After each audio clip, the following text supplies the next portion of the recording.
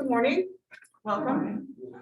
This is Tracy Koch. She is from Missouri Interfaith Power and Light, of which St. Timothy's is now a part. And so she's here to explain to us what it is. Yep, exactly. And how our involvement is going to kind of change the way that we think about climate change here at the church. So, welcome, Tracy. Thank you. Thank you. Welcome, everybody. I'm really excited to be here. I was telling the folks earlier that it's been a long time since I've done a presentation. So it's great to see people again, and it's great to be out in the area.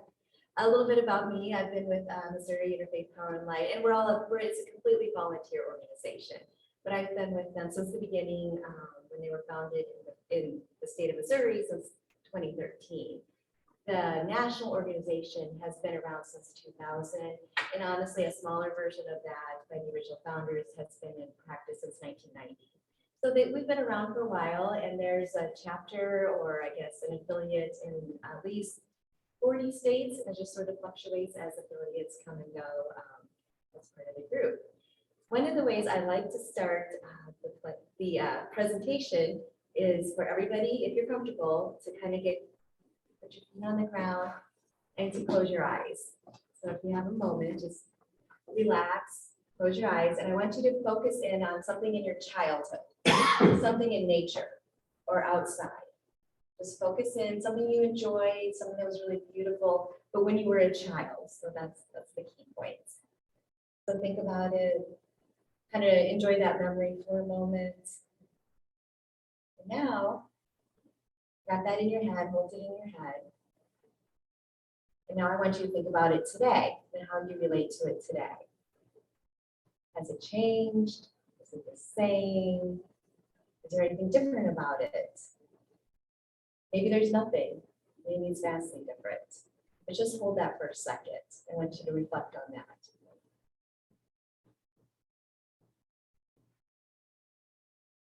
I'm going to say a few words, and then we'll open our eyes. Creator of all that is, we seek to live in the light, to walk gently on your earth, always looking for a way to replenish what has been lost and to heal what has been damaged. Open your eyes. Would anybody care to share what they thought about and whether or not it changed with them? I'll give you an example. Okay, great. If nobody wanted to. When I was a little girl, we lived with my grandmother and grandfather, and beside the house, as long as the house, was a flower garden. There were always flowers there. They were always blooming, and I just thought for a long time that's what flowers did. You planted one, you had it forever, and it bloomed forever. And then as I grew up there, I realized that my grandfather worked in that flower garden every single day. And that the flowers just weren't growing up and being beautiful all by themselves. There was a lot of work involved in making the flowers beautiful, but they weren't. Yeah. And they were year round, and they, but I didn't realize the work involved. And what feeling did the flowers give you when you saw those? They were just pretty.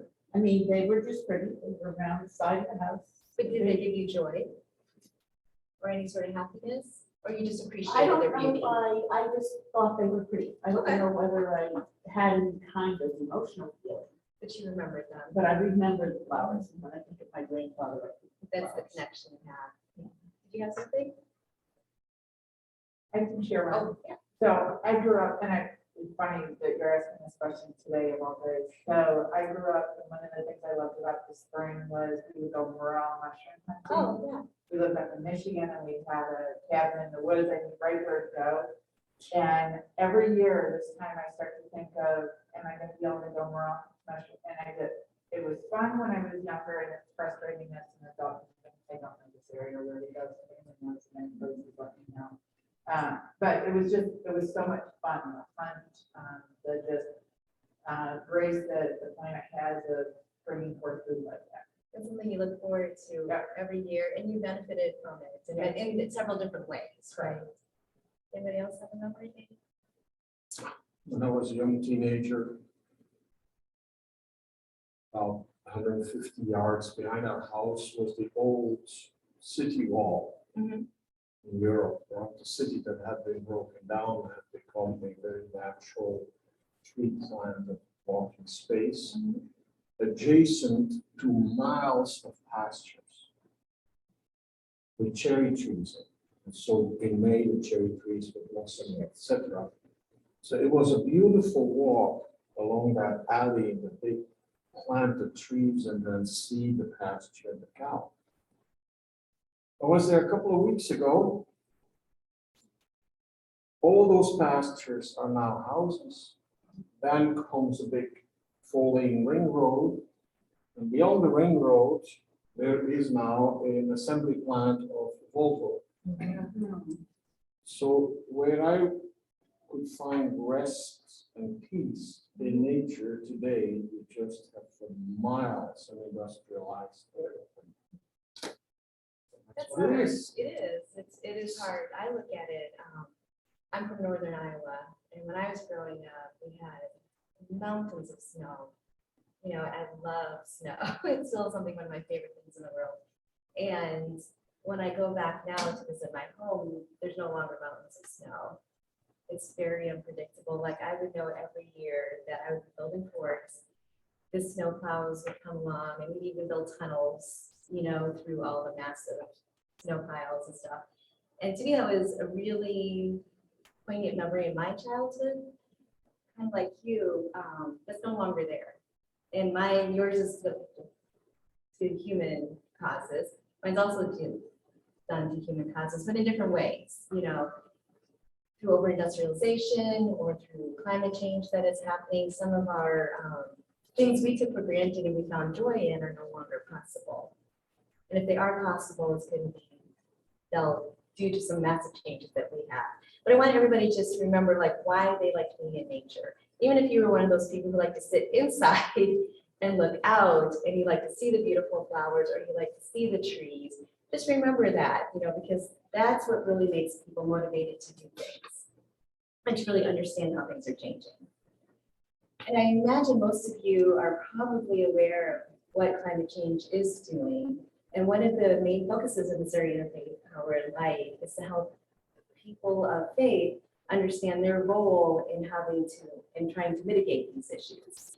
Because as we're already seeing, we see extreme temperature fluctuations. And we've seen that here last week. You know, I mean, it's incredible to have a 70-degree day and watch the temperature drop 50 degrees the next day. That was rare before, but now it's almost every other week we're noticing that.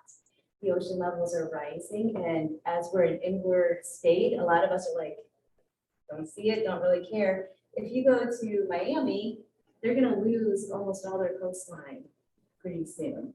And that's just in the US, you know, and I've had this US focus, but these are world problems, you know. There are islands where people are trying to find new homes because they just can't. Their island is literally disappearing, and they've had hundreds of generations there. It's hard for us to really feel that urgency, but if you travel to certain parts of the US, you will see that. Droughts, California, the West. I don't know how many of you are up to date on like the Colorado River, which is just a fiasco out there. I mean, it's really affecting people's lives, yet somehow people are not making the connection that if you keep moving to Arizona or anywhere out there, you're exacerbating the problem. And folks, especially in the United States, I feel we really take advantage that the environment will adapt to our needs.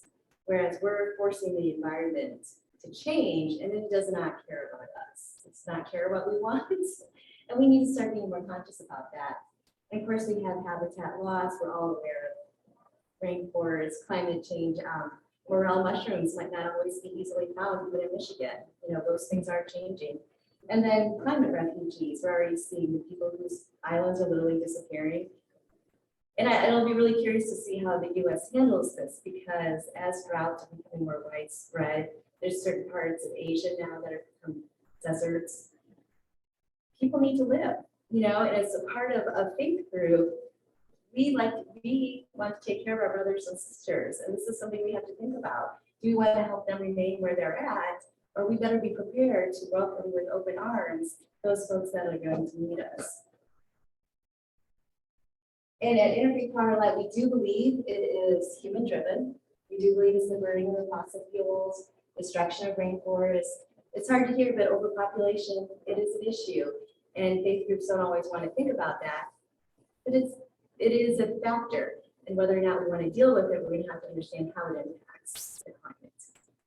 But all of those, Missouri, gets 80% of its energy from coal-fired plants. That's a huge issue. And that's something that you all can think about, like if you ever want to get into advocacy.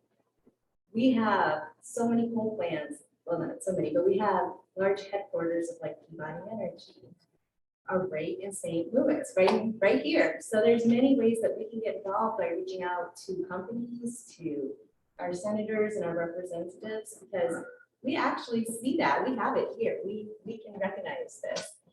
We'll talk more about those issues later, but it is something that Missouri is right at the forefront on. And you'll see even today, Ameren and like Peabody, they're talking about their solar fields and they're talking about renewable energies, which is fabulous. But what are they actually doing about the other side of their work, which they're not really taking a huge, strong stance on. So don't get too sucked into greenwashing. Like I love seeing those things develop, but we need to also talk about this side too. Well, if either going to drive to Labadee. Yes. Levity's experienced so much. It's really depressing, honestly.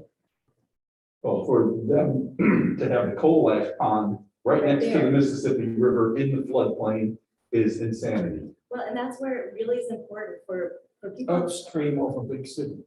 Yeah, well, it's important for all of us as people who live here to really advocate for that, because as much as we all know that, there's so many people who don't understand that, who just were like, well, my energy rates are going up. Well, so is your healthcare costs, because exactly for the reasons you're stating, people don't understand the damage of coal ash ponds.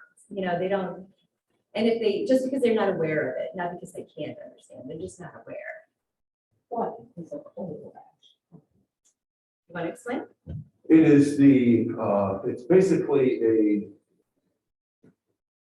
basin, extremely large basin where they take all the ashes from the burned coal and deposit them there, which the content of heavy metals in them is tremendous, and dioxins that are in there. And so, and there has been, gosh, I don't know if the 93 flood reached anything down there in that area or not, but I mean, this is built, it's got a levee and it's built right next to the Mississippi River, which is very convenient because the coal plant is right next to the Mississippi River. So they just got another 20-year extension to be able to continue to deposit the burned coal ash into this holding. And the And some- danger of it is. When the Mississippi River floods and breaches that levee, all that stuff gets washed into the Mississippi River, down to the Gulf of Mexico, into the ocean. And it hits all the fish, all the habitat, all those heavy metals are just trapped. I mean, right now, we're only supposed to, I mean, if you're pregnant, Mhm. you shouldn't even eat tuna Yeah. And which is because of scary, the mercury content.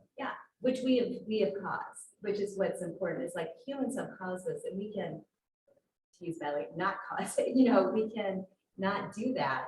And even coal ash ponds, if they're lined, sometimes, I know people are like, well, companies can regulate themselves. They really can't. Are those ponds lined? Are they seeping down also? So it's not even overflow into the river. It's seeping out into the soil surrounding the plants. And it's a huge issue, but once again, if you don't know about it, you don't really understand all those connections. And it's scary if, it all goes on the Mississippi. And the Gulf is already dealing with all the pesticide runoff from the farmlands. It hits the Mississippi and it just keeps running off, and there's all that dead zone now, where it used to be really, pretty fruitful marine life down there, but it's not anymore. You have a question? Oh, yeah, I'm sorry, go ahead. On what can you do with the coal ashes? Can you like turn them into metal that you make products out of? I don't know. That's It's good a really question. toxic, it's I got don't- so many toxins in it. It really needs to be disposed of in a place where humans and water will not come in contact with it. It really needs to be encased. So, I mean, maybe some of the old salt mines or something, or. I'm reluctant to even, it's kind of like nuclear energy, nuclear waste, you always need to encase it. Yeah. Like, that's why it's better not to use it, because there's really not a great use for the byproduct. You could encase it in concrete, Mhm. and then what you do with that concrete? You build houses with it? No, you can't. Yeah. You build road with it? No, you don't. And the scary thing is, we're in an earthquake zone. Exactly. So to me, the best solution is not to use it. Unfortunately, that's not going to happen right away. And it is encouraging. I don't want to make you feel so down about it. It's encouraging that they are thinking of green alternatives, but it needs to happen a whole lot faster. And he really needs to speed up, and they really need to stop using the power plants. But it's really hard to change public opinion to make a big conversion. How, like, for instance, how many of you drive electric cars? Yeah, I have an electric car, but where does electricity come from? Which is tough, but I have solar panels on my house. So I like to think, oh, I'm charging it through my solar panels, but I'm still attached to the grid, which means I'm still connected to Ameren.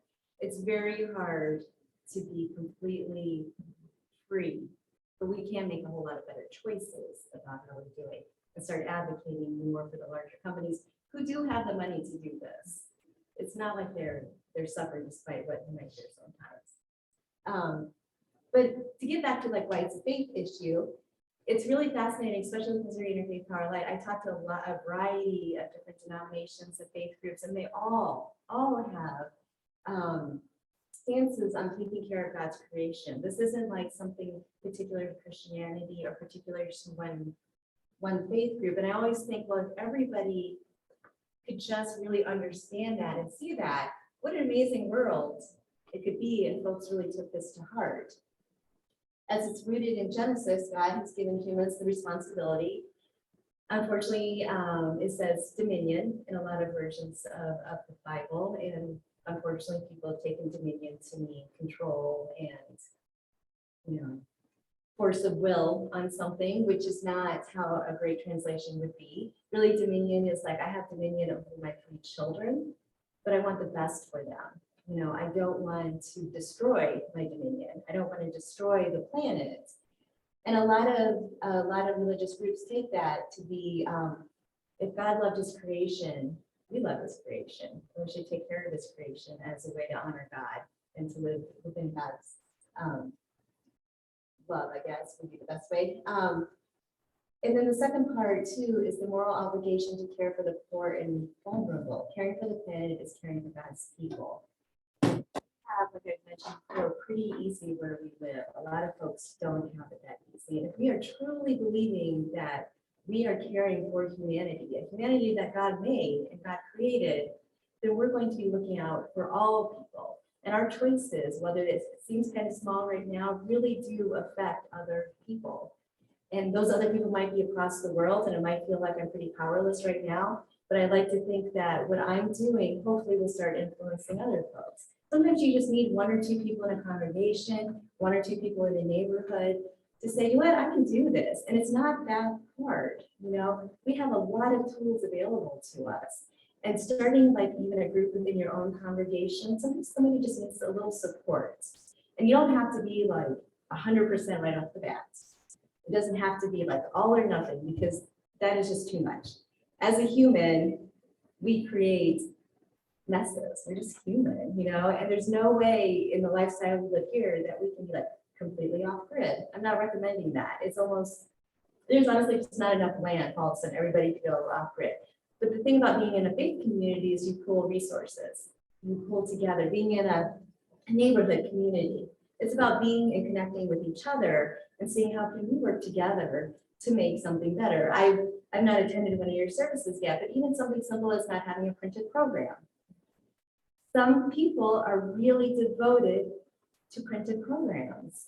And I don't know why. Maybe it's just tradition. Maybe it's because they really focus better if they can see it on the page. I still get a newspaper. Some, and that's just it. But I would challenge you to think maybe you could do the weekend newspaper and not do do online, because that's what we do. Do online for the week and just get the weekend one.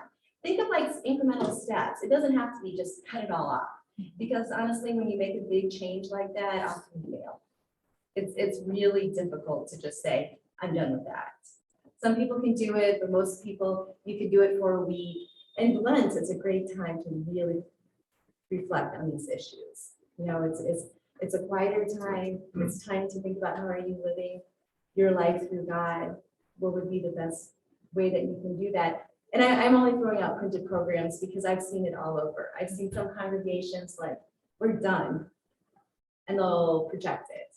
Or others will be like, nope, we will be using these for another 100 years. But we can do something else. We'll do something else. It doesn't have to be just that one thing.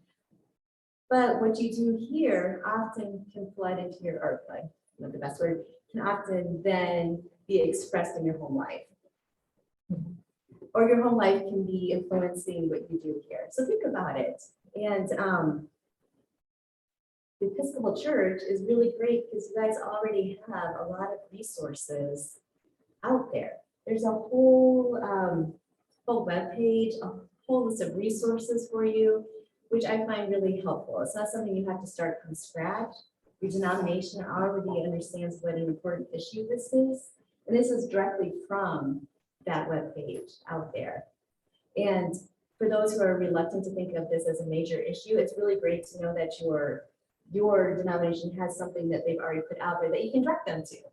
Because sometimes you are starting from scratch, and sometimes the folks who aren't so interested are like, well, why should I care? A common thing is God will provide. Well, God has provided you with a thinking brain. God has provided you with everything we need. So how are we going to take that to the next level to make sure everybody has access to that is what God, I would assume, would want. God didn't put us here for us just to use up everything, in my mind, obviously. I mean, and God didn't put us here to destroy what he gave us. He gave us a lot, and we're really just taking it for granted. And there's a lot of folks who don't even have the privilege or the ability to take it for granted because they don't even have it.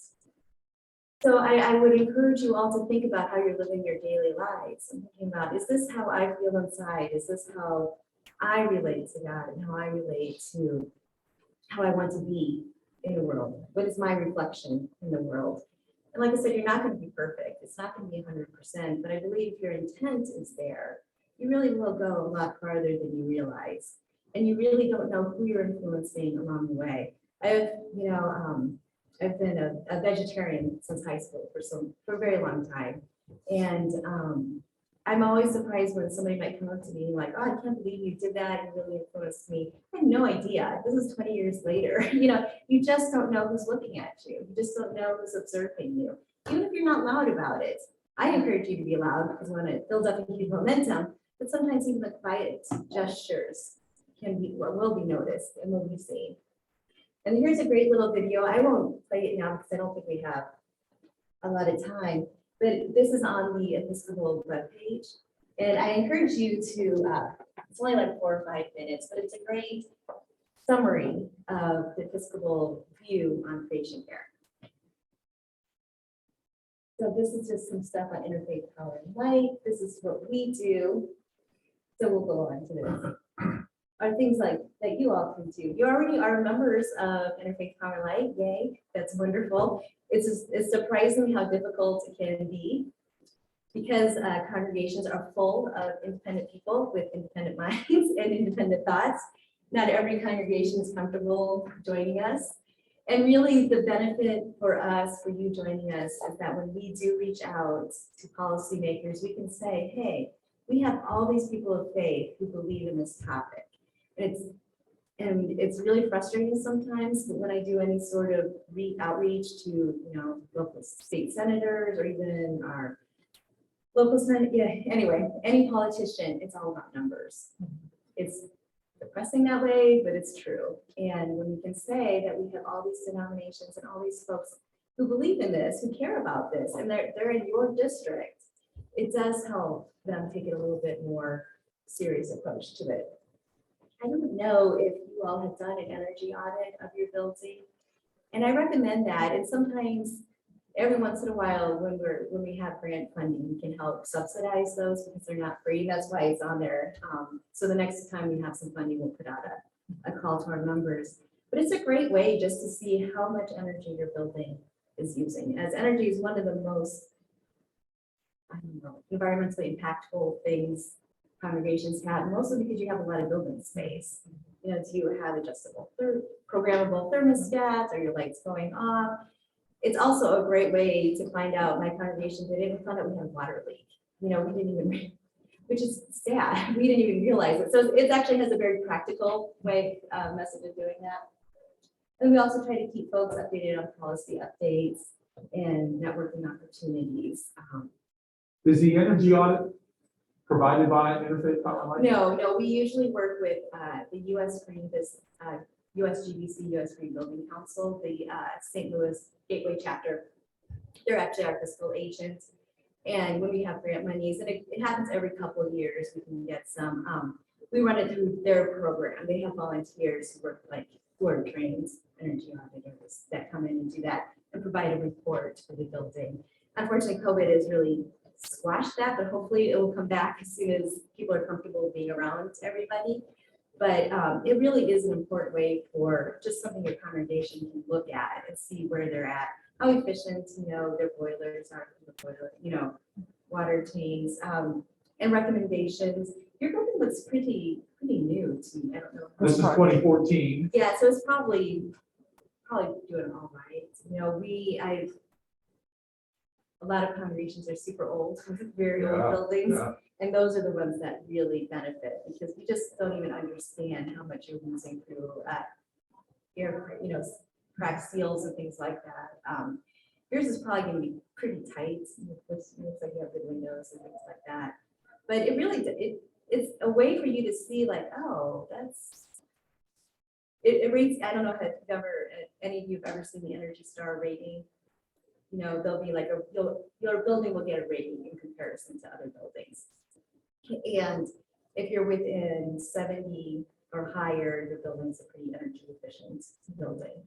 You're below that, you can be, and especially in comparison, it'll compare you to other congregations. You can be like, oh, we're doing pretty poorly. We should really look into why we have such high energy costs, which in the end saves you money. If you can figure out why you're spending so much for your extra energy, then you can put that back into any sort of mission work you might have. And we really recommend it for older buildings because they're seams.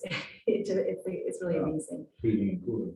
Heating and cooling is a huge issue. Windows, but anything down to toilets or something. Do you have a toilet that keeps running? Because that uses up a lot of water. It looks at all those type of issues.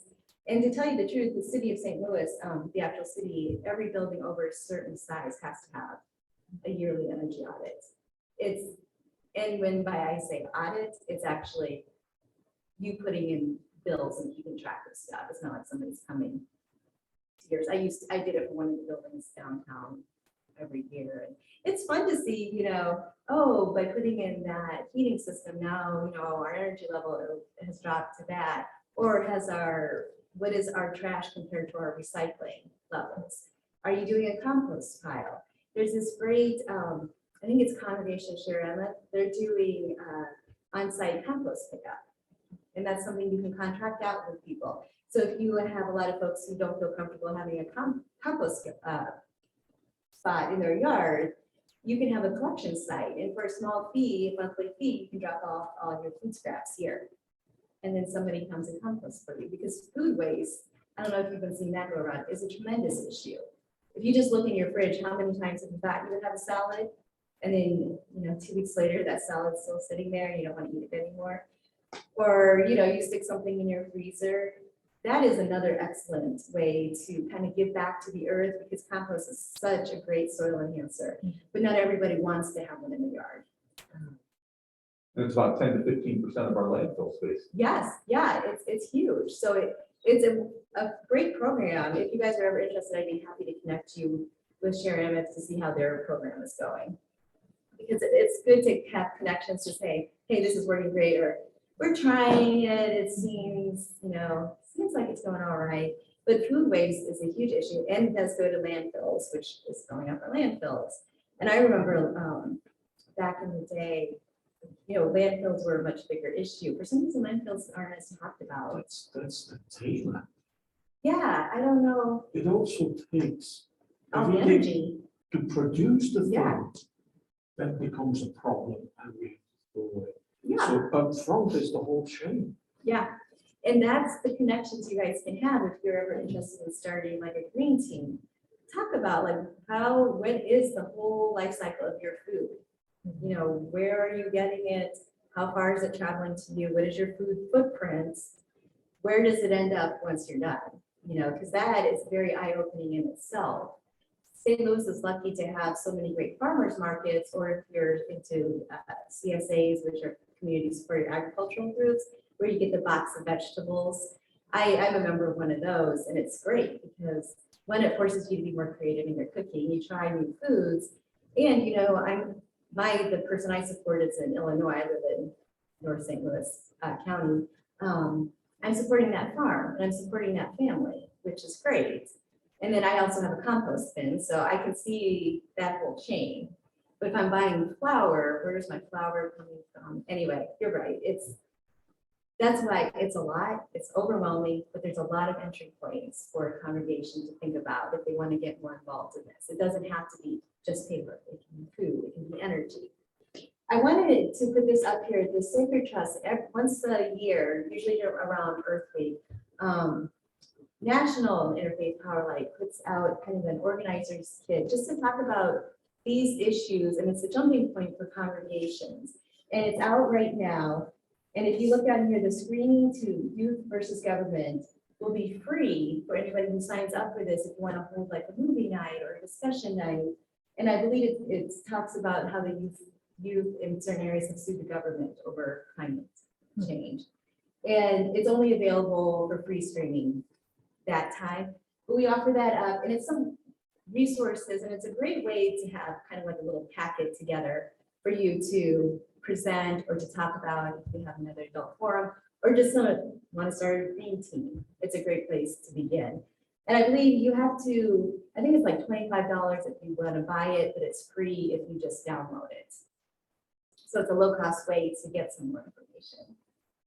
And this is another thing, if your congregation really does want to take on a big activity, once a year, the National IPL also has a challenge, and there's $1,000 awarded in each one of these categories. So if you do something, let us know, because they want to reward you for doing that. And you then can invest your $1,000 in whatever you want to do. But be loud about it, be proud and let us know, and then that way you might get some sort of reward, and plus you're also encouraging other folks to do it.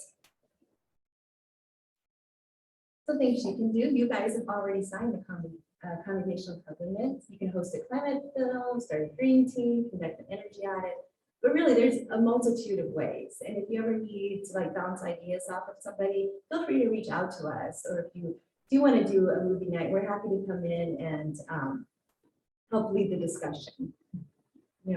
That's something we're really comfortable about. So, and that's the person. That's the activist. There. Send any questions, or did I miss something you were hoping to hear about? I'm happy, or if you want to just have a discussion here. What does an energy audit cost? It depends a lot. It can be like $1,000. It really depends how large the building grounds are, how thorough you want it, and what agency you work with. That's why we try to get some grant money so we can cover. It's not everybody. It's expensive. It's not a cheap process, and that's why we try to provide some grant money to congregations. And I'm not sure what it'll be right now as. With COVID, how backed up and how busy companies are. I work for the city of Florissant and doing home a grant program with home repairs and things like that. And right now, everybody is so behind and so backed up. So it would be something to want to investigate. Someone's saying if you're interested, so if you can find money, we like to help people out. I just want to say thank you because our youth, we've been talking about this in Sunday school. Oh, yeah? Pretty much since 2019. Perfect. And we're presenting next week with some ideas. Oh, that great. youth have come up with because we're concerned about the future. You know, Yeah, What are yeah. we leaving the youth? So this very much ties in and reinforces some of the stuff that we've already been looking at, which is kind of cool. Well, and I didn't lay out a lot of numbers and things because it's out there. It's really easy to find. And the IPCC just came out with another report. They're doing a series of releases right now, the International Council on Climate Change. But it's a wealth of information. We're already reaching the max of what we can consider just sustainable life as is. We're slowly surpassing that, which we don't want to do. And a lot of them are calling for, a complete disuse, a complete end of fossil fuel use if we want to make these target levels. And that can be pretty daunting when you think about it. Well, especially when you have economies that are based on Yep. fossil fuels. Yeah, well, and that's it. And it's so sadly money driven. And that's why I think faith communities, it's really important for us to really think about, I hate to say the word sacrifice, because I think a lot of people, our standard of living is really high. And people don't realize how high our standard of living is compared to a lot of other countries. And what we take for granted as almost a right. And honestly, it's not a right. It's just a luxury we've convinced ourselves. Because nobody wants to, and go back isn't the right word. We just like air conditioning, we don't want to have to remember how did we keep cool back, before. Oh, but It's cultural. yeah, There is a German word, Gemütlichkeit, coziness. And one of the aspects of coziness is dimmed light. And when we go to an expensive restaurant, we pay for lower light because we associate that with a certain class, etc. an atmosphere. Atmosphere. But when we come home, we flip on and we put on hundreds of watts of light out. And we 200 watt bulbs and 150 watt bulbs, which I hope by now we have replaced by LEDs. But it was a cultural issue, whereas in Germany they have a tendency to see coziness in dim light. Here, when I came here in 91, I said, do I need to wear sunglasses? Because that was how strong the lights were. It's true though, because I'm guilty of that. I like everything to be really bright and I like everything to be really dark. dark to use. And that's good, because you're right. It's super cultural and dark is better in that regard. And just the car economy we're living in, since you're from Europe or Germany, think, we have, and I'm guilty of it. I have 3 kids and we have 3 cars at the moment, and it just sort of kills me inside that we have 3 cars. And I'm like, do we really need it? But my husband's like, oh, the convenience of it. I'm like, well, maybe if we just thought through our life a little better, we wouldn't need to think of it that way. But we're really used to just hopping into a car and getting wherever we need when we want to be there. And letting our children have that too, and it's very cultural and it's really hard to shake. In St. Louis, honestly, I worked at the International Institute eons ago. And I worked with a lot with Bosnian refugees, and they're just amazed at how terrible the bus system is here. There's not maps. We don't know where particularly a bus might even go. It's a little bit better now, but you can't see the bit wider spectrum, not necessarily on time, it's a very difficult process to get used to that we're super spoiled, not to deal with very much. So I think a lot of that's the culture. But anyway, what gives me hope is that youth are so much more aware of it. And I love that you're from Germany because I went on a German school trip in the 90s, 91, I think, 92. And I was so amazed that you had garbage cans in public that had sorting. Like I had never seen that. I'm like, this is genius. Why does the US not have easily recyclable? Now we're doing a little better about it, but back in 1990, especially in Iowa, it was shocking. I only Like, it ever was- see organized stuff at like restaurants like Starbucks. Yeah, Redco. we're starting to see something more, and I think it's great. It's sad that it's taken 30 years plus, but at least we're slowly heading there. But we should take some cues from other countries. I have a sister-in-law in Munich, and they pay by the pound for their trash. Mhm. And they also have all the recycling, they Yeah. compost, and I mean, and Yeah. but think about that, if we would be paying by the pound for how much stuff that you throw away, Mhm. would you be more careful with what you're gonna recycle and what you're gonna compost? Yeah. As well as, so what was it 20 years ago? Or actually, I think it was like 8 or 10 that we tried again Mhm. to have deposits put on returnable, all Oh, yeah. drink containers to have a deposit so that they would be brought back in and be recycled, basically. Yeah. And But the solution can be very simple. Mhm. When we go to our IKEA, we can buy those tubs, those plastic tubs that we can use to separate out. But at IKEA here, they're all the same color. Really? And that's interesting. I didn't know there was difference over. Well, no, but in Europe, you can buy red, green, blue, yellow. And these things associate immediately with the type Of of recycling. recycling you do. That's cool. And it's the same tubs, but here at IKEA, you buy them in tan, and in Europe, you buy them in the colors of your recycle. Why can't IKEA US do what IKEA Europe does? Oh, well, and it brings up a point that we don't have to like start this from scratch. People are doing this, we just have to be aware and open to the other ideas. It's not like we have to all of a sudden invent everything in the US. There's a great examples all over the world, and that's an excellent one. People have it already ingrained in their head, red means one color, or one recycling, yellow, another. I remember Iowa, since that's where I'm from, they always have had, you can return cans and whatever, and you get your money back.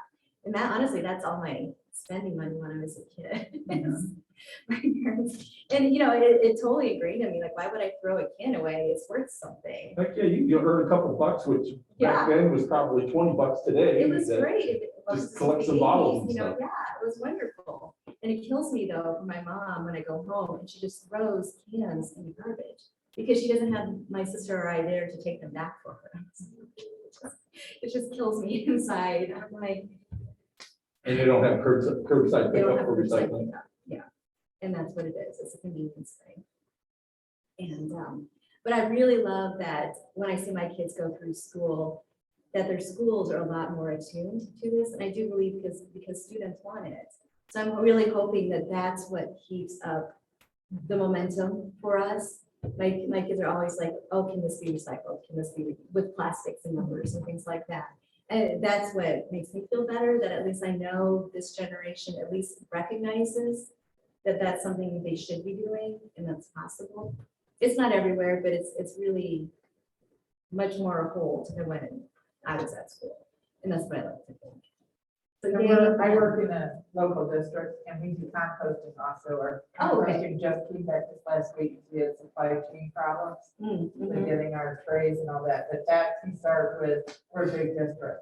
Okay, And so, K through 12, kids Oh, are getting that sorting, we have 3 bins and a share table. So we're trying to. do our that's part what's here. great. I mean, that would have never happened. And when I was growing up too, I listened to all the farm reports, farmers in Iowa in the 80s, they were paranoid because you were losing all the topsoil, was just being blown and washed away. My dad worked at John Deere, so that was also part of it. hearing all of this, and yet the connection wasn't being made with pesticides, tilling, and all of these other issues that impact this, but are today. Now it's really different than what it was. It just took a really long time to get there. And it's not perfect by any means, but it's doing it in the schools, it just brings it home. Kind of like if you do it here at your church, hopefully will help spread it another way. And when you're seeing it at different angles, sometimes that can really spur somebody. Or you make it super convenient. That's the other, do the curbside, having it right at your trash cans. That makes, it's a very visual way for folks to do it. Yeah. I think the discouraging thing for me is to know that, okay, I am putting all the plasticware here and all the cleanware there, et cetera, et cetera, et cetera. Then you look at the television, and they're showing plastic back into the ocean, in half of the surf. Yes, and you say, wait a minute, we're not doing it right for some reason. I mean, not that I know what we're doing wrong, but we're not doing it right. If then I am saving this plastic, I think I'm recycling it, but instead, apparently, it's being dumped into the ocean. And you see just the whole ocean full. People put them in their trash instead of taking them back to the store, recycling them for their reuse. Well, and sometimes recycling places, I don't want to this recycling places, but you don't always know where it's going. Yeah, and different states are different counties are different, And cities. that's the hard part, because you don't know if it's an unscrupulous recycler who ends up dumping it. So to me, the best way is to reduce, just try to minimize it as much as you can. Because in the end, you don't know where that is going, and the markets are drying up, Technology exists. It does. In Belgium, all supermarkets have to have before the entry, between the parking and entry, a bottle recuperation center, which is totally artificial intelligence. It will recognize the bottles with deposit, and it will discard the other ones in trash. And so the carts, when you park your car, you pick a cart, put in your bottles, and you feed the bottles to the machine, and at the end, the machine will give you a voucher to buy food or to buy new bottles of milk or whatever. It's all automated. It's all artificial intelligence. It's all censored. The machines exist. But it's easy, and they get an immediate reward too. Yeah. You know what I mean? Like, it's not something the person has to separate themselves. You can just bring them. That's fantastic. Like, why don't we have that?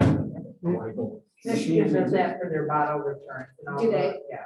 Oh, that's good. So I wanted to say thank you so much for Oh, this. This thank has you, been guys. great. So Thank you. appreciate the conversation. So- Right. So that's fine. Maybe I'll see you later.